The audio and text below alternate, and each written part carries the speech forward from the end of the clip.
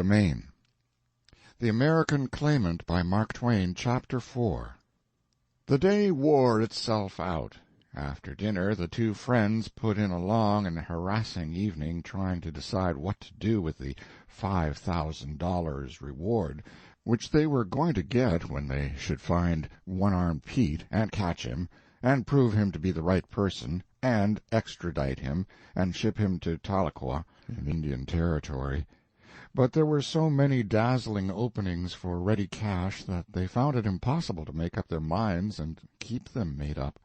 Finally Mrs. Sellers grew very weary of it all, and said, "What is the sense in cooking a rabbit before it's caught?" Then the matter was dropped for the time being, and all went to bed. Next morning, being persuaded by Hawkins, the Colonel made drawings and specifications, and went down and applied for a patent for his toy puzzle, and Hawkins took the toy itself and started out to see what chance there might be to do something with it commercially. He did not have far to go. In a small old wooden shanty, which had once been occupied as a dwelling by some humble negro family, he found a keen-eyed Yankee engaged in repairing cheap chairs and other second-hand furniture. This man examined the toy indifferently, attempted to do the puzzle, found it not so easy as he had expected, grew more interested, and finally emphatically so, achieved a success at last, and asked, "Is it patented?" "Patent applied for." "Well, that will answer. What do you want for it?" "What will it retail for?" "Well, 25 cents, I should think." "What will you give for the exclusive right?" "I couldn't give $20 if I had to pay cash down, but I'll tell you what I'll do. I'll make it and market it, and pay you 5 cents royalty on each one." Washington sighed. Another dream disappeared. No money in the thing. So he said, "All right, take it at that. Draw me a paper." He went his way with the paper, and dropped the matter out of his mind, dropped it out to make room for further attempts to think out the most promising way to invest his half of the reward, in case a partnership investment satisfactory to both beneficiaries could not be hit upon. He had not been very long at home when Sellers arrived, sodden with grief and booming with glad excitement, working both these emotions successfully, sometimes separately, sometimes together. He fell on Hawkins' neck, sobbing, and said, "Oh, mourn with me, my friend, mourn for my desolate house. Death has smitten my last kinsman, and I am Earl of Rossmore. Congratulate me." He turned to his wife, who had entered while this was going on, put his arms about her, and said, "You will bear up for my sake, my lady. It had to happen. It was decreed." She bore up very well, and said, "It's no great loss. Simon Lathers was a poor, well-meaning, useless thing, and no account, and his brother never was worth shucks."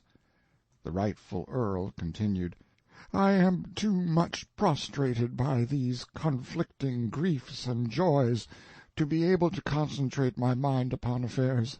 I will ask our good friend here to break the news by wire or post to the Lady Gwendolen, and instruct her to—" "What Lady Gwendolen?"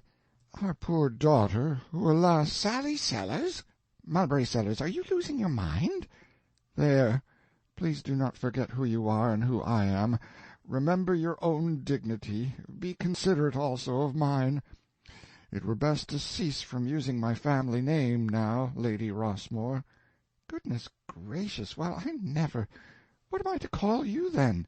"In private the ordinary terms of endearment will still be admissible to some degree, but in public it will be more becoming if your ladyship will speak to me as my lord, or your lordship, and of me as Rossmore, or the Earl, or his lordship, and—" "Oh, scat! I can't ever do it, Berry." "But indeed you must, my love. We must live up to our altered position, and submit with what grace we may to its requirements." "Well, all right, have it your own way. I've never set my wishes against your commands yet, my lord, and it's late to begin now, though to my mind it's the rottenest foolishness that ever was." "Spoken like my own true wife. There, kiss and be friends again." "But, Gwendolen, I don't know how I am ever going to stand that name. Why, a body wouldn't know Sally Sellers in it. It's too large for her, kind of like a cherub in an ulster. And it's a most outlandish sort of a name, anyway, to my mind. You'll not hear her find fault with it, my lady. That's a true word. She takes to any kind of romantic rubbish like she was born to it. She never got it from me, that's sure. And sending her to that silly college hasn't helped the matter any, just the other way. Now hear her, Hawkins. Rowena Ivanhoe College is the selectest and most aristocratic seat of learning for young ladies in our country. Under no circumstances can a girl get in there unless she is either very rich and fashionable, or can prove 4 generations of what may be called American nobility. Castellated college buildings, towers and turrets, and an imitation moat, and everything about the place named out of Sir Walter Scott's books, and redolent of royalty and state and style. And all the richest girls keep phaetons, and coachmen in livery, and riding-horses, with English grooms in plug hats and tight-buttoned coats, and top-boots, and a whip-handle, without any whip to it, to ride 63 feet behind them. And they don't learn a blessed thing, Washington Hawkins, not a single blessed thing but showy rubbish and un-American pretentiousness. But send for the Lady Gwendolen, do, for I reckon the peerage regulations require that she must come home and let on to go into seclusion and mourn for those Arkansas blatherskites she's lost. My darling, blatherskites? Remember, noblesse oblige. There, there, talk to me in your own tongue, Ross. You don't know any other, and you only botch it when you try. Oh, don't stare. It was a slip and no crime. Customs of a lifetime can't be dropped in a second. Rossmore, there, now, be appeased, and go along with you and attend to Gwendolen. Are you going to write, Washington, or telegraph? He will telegraph, dear. I thought as much, my lady muttered, as she left the room.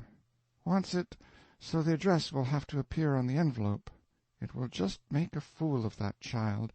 She'll get it, of course, for if there are any other Sellerses there, they'll not be able to claim it.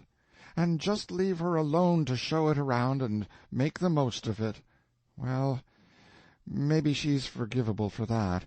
She's so poor, and they're so rich. Of course, she's had her share of snubs from the livery flunky sort, and I reckon it's only human to want to get even. Uncle Dan'l was sent with a telegram, for although a conspicuous object in a corner of the drawing-room was a telephone hanging on a transmitter, Washington found all attempts to raise the central office vain. The colonel grumbled something about its being always out of order when you've got particular and especial use for it, but he didn't explain that one of the reasons for this was that the thing was only a dummy and hadn't any wire attached to it. And yet the colonel often used it, when visitors were present, and seemed to get messages through it. Morning paper and a seal were ordered. Then the friends took a rest. Next afternoon, while Hawkins, by request, draped Andrew Jackson's portrait with crape, the rightful earl wrote off the family bereavement to the usurper in England, a letter which we have already read. He also, by letter to the village authorities at Duffy's Corners, Arkansas, gave order that the remains of the late twins be embalmed by some St. Louis expert, and shipped at once to the usurper, with bill. Then he drafted out the Rossmore arms and motto on a great sheet of brown paper, and he and Hawkins took it to Hawkins' Yankee furniture mender, and at the end of an hour came back with a couple of stunning hatchments, which they nailed up on the front of the house, attractions calculated to draw, and they did, for it was mainly an idle and shiftless negro neighborhood, with plenty of ragged children and indolent dogs to spare for a point of interest like that, and keep on sparing them for it days and days together.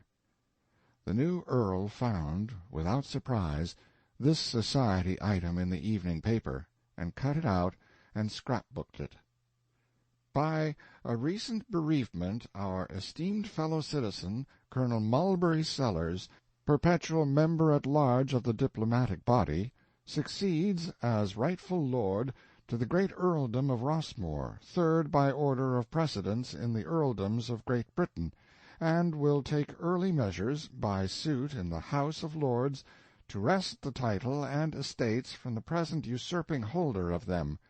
Until the season of mourning is past, the usual Thursday evening receptions at Rossmore Towers will be discontinued.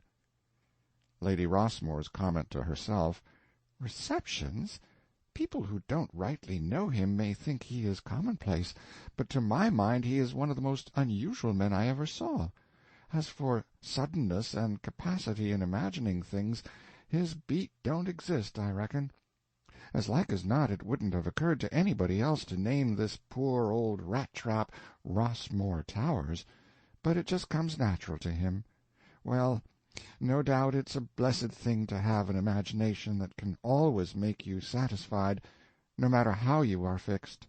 Uncle Dave Hopkins used to always say, 'Turn me into John Calvin, and I want to know which place I'm going to. Turn me into Mulberry Sellers, and I don't care.'" The rightful earl's comment to himself, "It's a beautiful name, beautiful. Pity I didn't think of it before I wrote the usurper. But I'll be ready for him when he answers." End of chapter 4.